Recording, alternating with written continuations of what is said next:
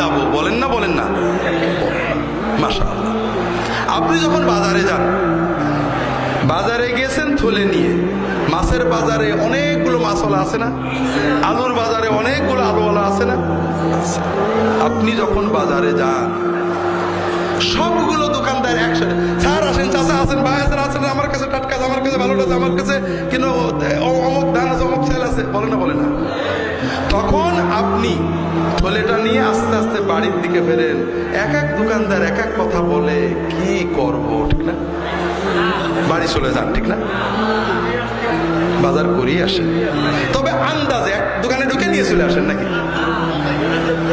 যাচাই করেন, প্রথমে দোকান যাচাই করেন, ঠিক না? প্রথমে দোকান যাচাই করেন যে এর ভিতরে কোন দোকানটা ভালো, ঠিক না?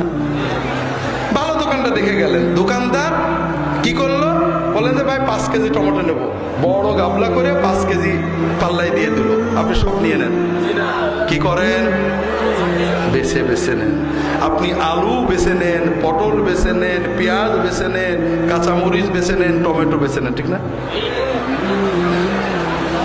আপনি প্রথমে দোকান যাচাই করেছেন, এরপরে পণ্য, মাল, হাব্বা হাব্বা একটা একটা করে যাচাই করেছেন, ঠিক না? ঠিক না বেটি?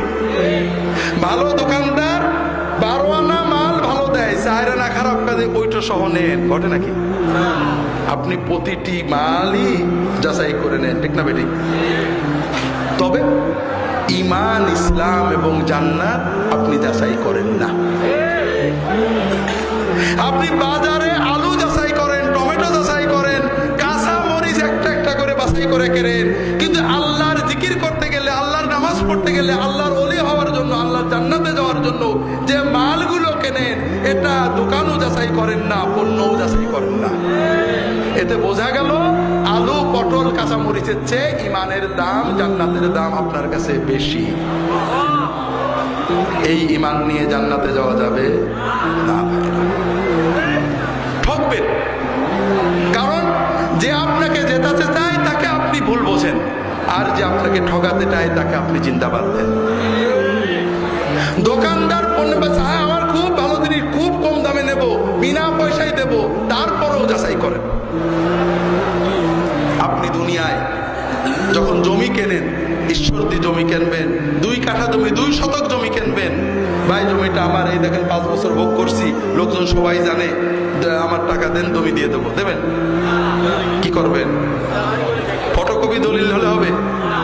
অরিজিনাল দলিল, পিঠ দলিল, পর্চা, নামপত্র, কোর্ট কাছারি করার পরে কিনবেন, ঠিক না? না হলে আপনি ঠকবেন, 1 লাখ টাকা 5 লাখ টাকা ঠকে যেতে পারেন। কিন্তু যখন জান্নাত কেনার দরকার হয়, জান্নাতে যখন 1 বিঘা জমি কেনার দরকার হয়, তখন কিন্তু আপনি দলিল যাচাই করেন না, যা শোনেন তাই মেনে নেন। এতে প্রমাণ হলো ঈশ্বরদীর, পাবনার, ঢাকার জমির চেয়ে জান্নাতের জমি আপনার কাছে বেশি দামি, তাই না? না কি প্রমাণ হলো? যে নিজে যে পণ্যকে দাম দেয় না, সে সেই পণ্য পেতে পারে না। তো ভাইরা, এই ঈমান নিয়ে আল্লাহর কাছে যাওয়া যাবে না।